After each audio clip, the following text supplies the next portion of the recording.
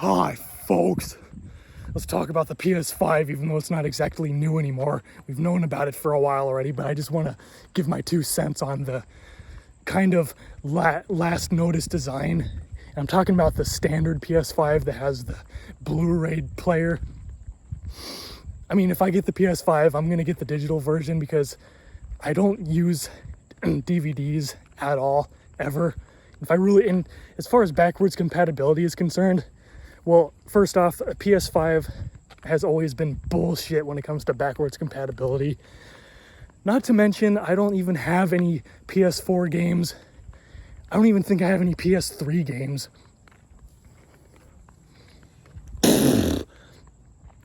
And as far as PS2 games, that's like the only thing I have is PS2 games.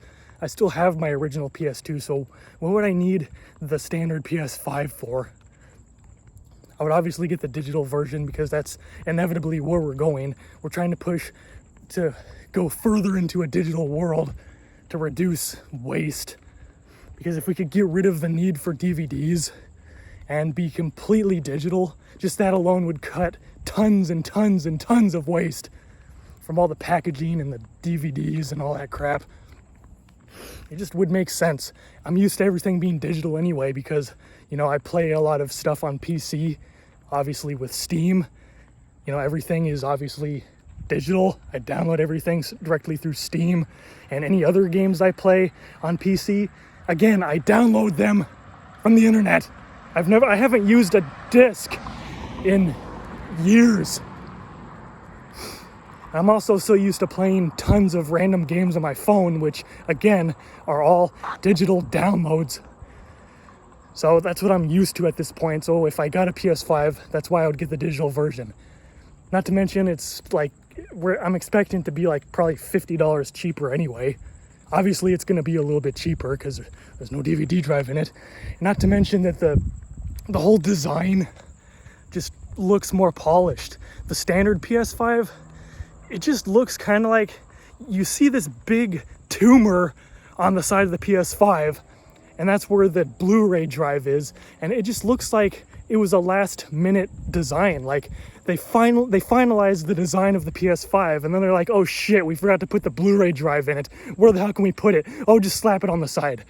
And now it looks like it has a fucking tumor on the side of it. It just looks stupid. The digital version looks a lot more polished just because of the fact that it doesn't have that stupid DVD drive tumor bumping out on the side of it. That's another reason. Like, just so many reasons. I'm getting the digital version. I don't use discs anymore, and the digital version just looks better because it doesn't have that dumb fucking Blu-ray tumor drive on the side of it. We all know they're going to wind up coming out with a slim version anyway. This is the most massive console that I've ever seen. It's the biggest PlayStation that we've seen so far. It's one of the biggest consoles in general that has been out so far. It's definitely the tallest. Maybe not the biggest, but it's definitely the tallest. It's almost the size of a small desktop computer. It's ridiculous. So we all know, like, probably a year or two down the road, we're going to wind up seeing a slim version for sure because technology is always evolving. And we've always seen, improved models of the same console. It's been that way ever since the PS2. The original PS2 was fat as hell. And then the PS2 Slim came out, and it was like 70% thinner. The original PS2 was like this thick. And the PS2 Slim was like this thick. It was way thinner. And the same thing with the PS3.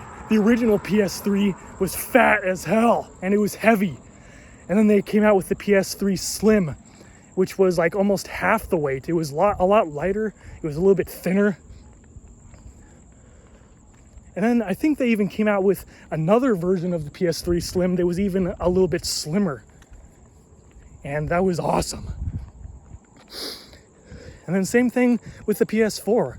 They had the PS4, and then later on they eventually had the PS4 Pro, which was just, a little bit more powerful version of the PS4, even though it kind of looked like one of those ghetto ACs that you see in some trashy motels, just because of that's just what the design reminded me of. It just reminded me of one of those crappy little AC things that are stuck against the wall in like certain motels or something. I mean, I didn't really have I don't know. I was kind of neutral as far as my opinion goes on the PS4, especially the Pro. I don't know. I'm just kind of neutral about the design. I need water. I noticed I was kind of like wondering what the hell am I trying to say for a second because I'm fucking thirsty. I'm gonna go back and get some water. And I'm probably gonna fart. Yeah, we're expecting the PS5 to be probably around $500. That would make sense because it's the PS5, the PS500. It would make sense. I can't see them really pricing it much higher than that, even though the new hardware on these consoles are kind of ridiculous in their capabilities. You know, I'm not expecting to be cheap, especially with like the economy and inflation and all that shit. Value of a dollar continuing to go down, not to mention we're in the middle of a recession. So I'm not expecting it to be any less than like 500, but at the same time, they can't overprice it because it's a video game console, for fuck's sake. They're trying to get this into pretty much everyone's house. They want to mass produce this and have pretty much everyone have one. So, of course, video game consoles have always been a lot cheaper. You know, it's like with most of these consoles, they've always been cheaper than, you know, whatever the price is. I mean, you'd think they'd always be priced higher, but they actually take a loss with these consoles just because they want to get them into as many people's houses as possible. That's why it's like, wow, this PS4 is only like a couple $100. Even when it first came out, it was only like around $400, and you're just kind of wondering like, wow, that's actually pretty cheap for what you're getting. And especially all the deals that you have, you can get it even a little bit cheaper, bundled with a bunch of random games. It's because they price it so cheap, not because it's cheap, but because of that very reason. Like I said, they want to have as many people have it as possible. And it's like they generally make up for all the lost profit on the consoles through like exclusive video games and subscription services and, you know, all the crap that the console has to offer. The console is just the main thing that they want you to have, and they want to try to make it as easy for you to get it as possible, because they know that if you get it, more people get it, more people are going to spend money on the services that the console has to offer. So that's why the consoles are so cheap. Although, you know, $500 for the PS5, let's just say the PS5 is $500. It probably will be around that price point.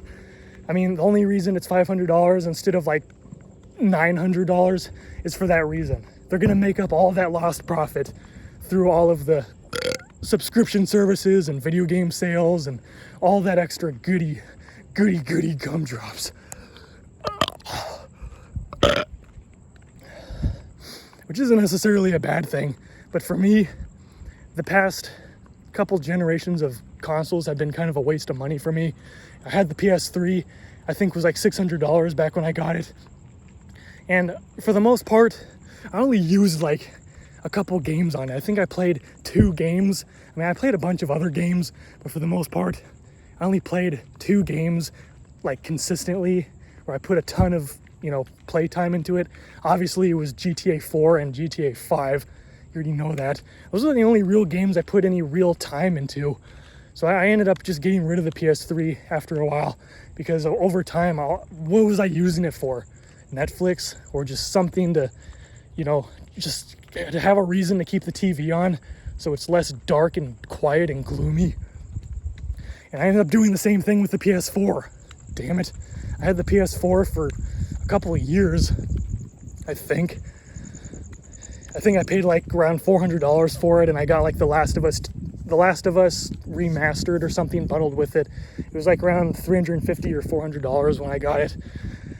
And, well, I played that, but other than that, the only game I played on the PS4 was GTA 5. GTA 5 Remastered, which was pretty damn fun, but it just doesn't make any sense, because I ended up using the PS5 for the same reason I was using the PS3, just for like 1 or 2 games. And then I just ended up using it for Netflix most of the time back when, you know, I used Netflix. I've never paid for Netflix because it's a half-baked service. It anything that I want to watch half the time. I'll always try to look something up. It'll never have it. Or the times it does have like any cartoons or shows I want to watch, it only has like a couple seasons. If there's like 10 seasons of a cartoon or something, you know, let's say there's like 10 seasons, it'll usually only have like 2 or 3 seasons. Like, are you fucking kidding me? Why am I paying money every month for a half-baked service? You know, I'm paying money. So it's like, if you're gonna have a damn TV show, I would expect to have every season that's currently out. Because if you don't, then you're retarded. It's like, I can go onto third-party websites and watch all of those 10 seasons, not 1 or 2 seasons. I can have all 10 seasons for free. So why the hell would I spend money for something that only has like 30% of the content when I can get 100% of the content for free at the cost of tons of pop-up ads and just ads and spyware and Trojan horse condom viruses? You really think I give a shit? I don't care. I'm not spending money on something that only has like 30% of the content.